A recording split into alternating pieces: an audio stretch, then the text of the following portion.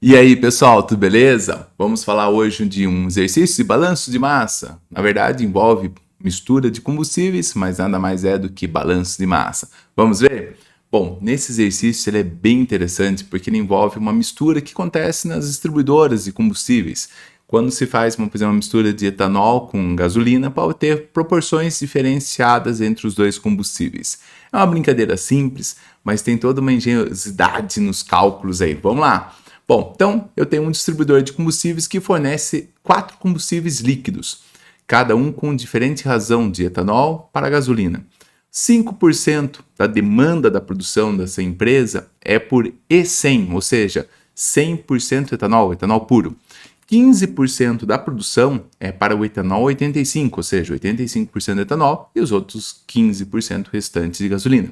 40% da produção para E10, ou seja, 10% etanol, e o restante só para gasolina pura. Então ele vai fazer 4 tipos de constituintes de combustíveis e ele quer saber o que? Vamos ver. O distribuidor mistura gasolina com etanol para produzir o E85 e o E10, porque o restante já está puro, né? O E100 e o G100, né, que é a gasolina 100%, já estão puros. Os 4 produtos são produzidos continuamente, ou seja, fica produzindo o tempo todo. Desenhe e rotule um fluxograma para a operação da mistura, nomeando como V, pontinho em cima, que quer dizer vazão volumétrica, como vazão volumétrica combinada de todos os 4 combustíveis, né? E V com pontinho em cima, G, vazão volumétrica gasolina, V pontinho em cima, E, vazão volumétrica do etanol, como as vazões volumétricas de gasolina e etanol vendido como combustíveis depois enviados para operação de mistura. Ok, como que a gente faz então esse fluxograma? Bom, é importante entender que todo fluxograma ele é importante para a gente entender de forma simplificada quem são as entradas e quem são as saídas. Bom, o que essa empresa faz? Ela faz uma mistura. Então, ela vai vender 4 combustíveis finais. Então, são 4 saídas que ela tem. São o E100%, que é o etanol 100%. Ela vai fazer o etanol 85%. Ela vai fazer o etanol 10% e vai fazer gasolina, ou seja, nada de etanol. 4 produtos. Quem que tem que entrar na mistura? Etanol 100% e gasolina 100%. Ok. Então, tem 2 entradas e 4 saídas. É importante mencionar quem são essas vazões, números, caso eu tenha. Eu tenho alguns dados, então eu já vou colocar no meu fluxograma aqui. Ó. Então está aqui uma apresentação do meu fluxograma. Eu coloquei aqui V pontinho, que é vazão volumétrica de etanol, no caso que 100% de etanol que está entrando aqui. E aí ele vai passar para um misturador, nesse caso que nosso misturador aqui, ele vai fazer a mistureba aqui do tudo da mistura. Essa mistureba, ela é padronizada, não é bem assim simples, né? Esse misturador é um jeito muito simplificado de dizer várias coisas, na verdade são várias etapas que podem ter, porque eu posso ter vários misturadores, ou ter um só, mas é planejada a quantidade em cada um. Tem que ser planejado. E aqui, no caso, a demanda de produção da vazão volumétrica diária é somente 5% para 100% de etanol, que seria esse etanol que entrou aqui, ok? E a minha gasolina, que é outra entrada, né, vazão volumétrica da gasolina, ela sai aqui como 40% da produção de um dia, tá ok? E aí a gente tem as misturas, né, que é o E85 e E10. Não dá mais nenhum dado, ele dá essa porcentagem em relação à demanda, ok?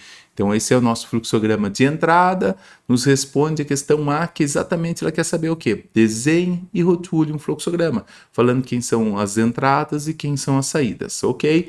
Então, a mistura de etanol com gasolina já está muito bem esclarecido. Bom, mas é lógico que o exercício vai pedir mais coisas, então vamos lá para o item B.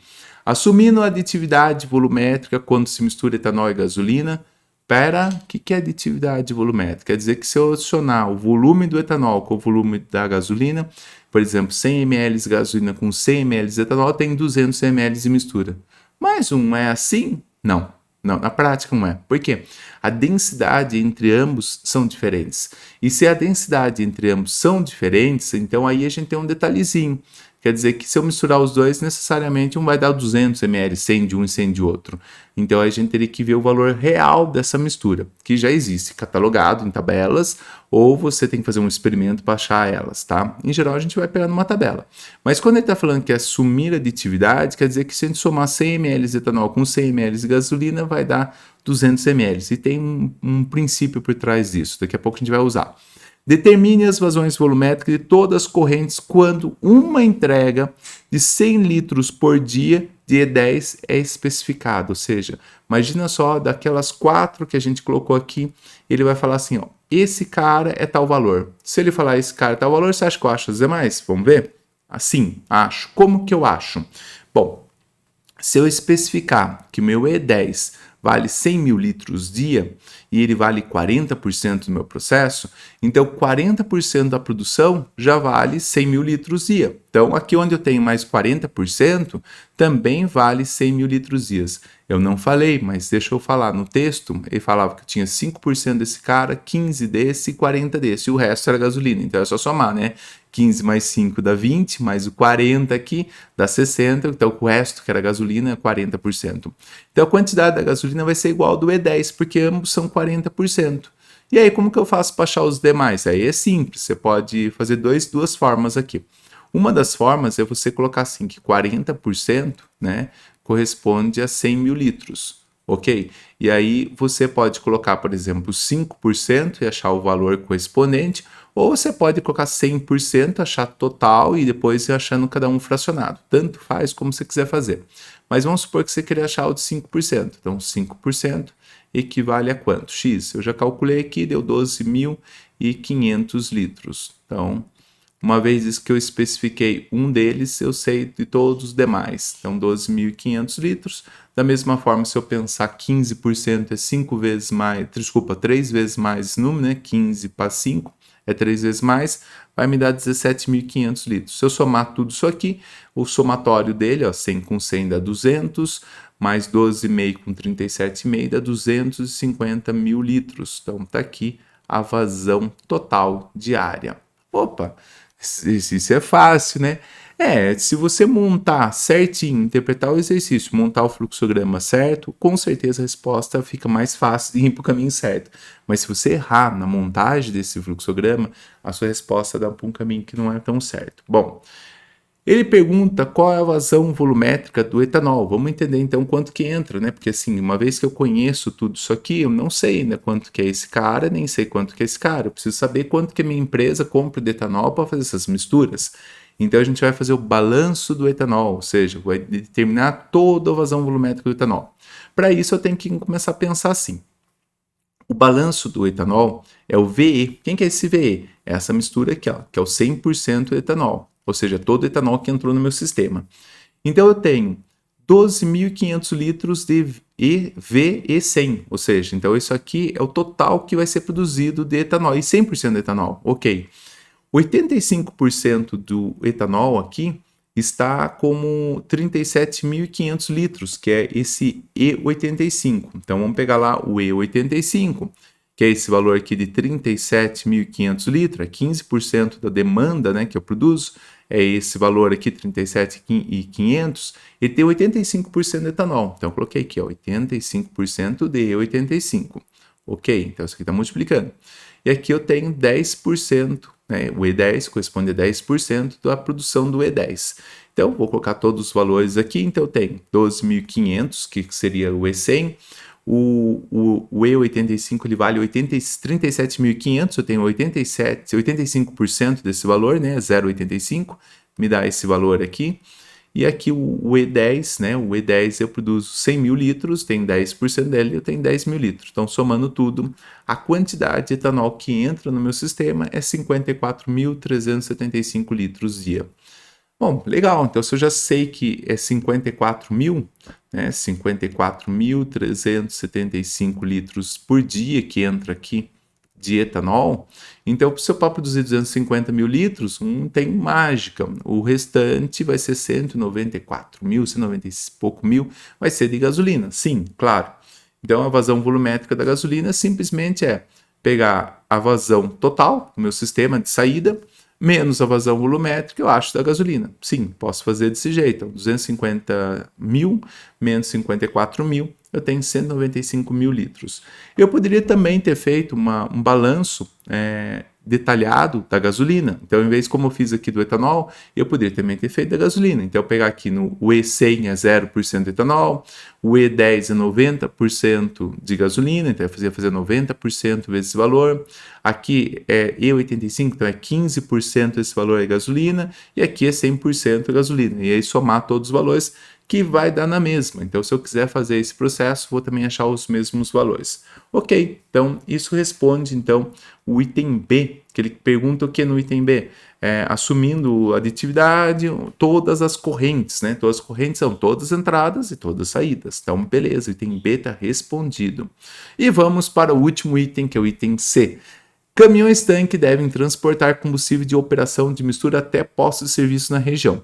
O peso bruto do caminhão carregado tem que ter uma tara, né, nesse caso, esse caminhão, de 2.700 quilos e não pode ultrapassar 36.000 quilos o total.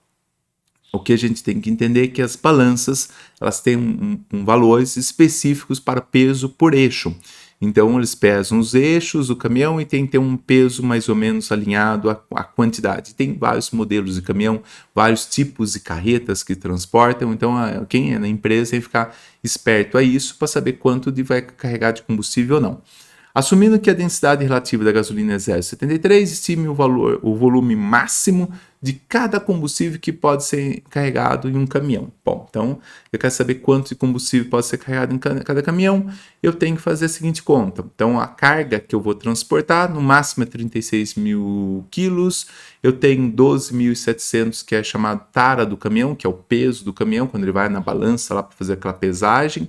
Então eu tenho livre, né, para ser colocado nele, 23.300 quilos.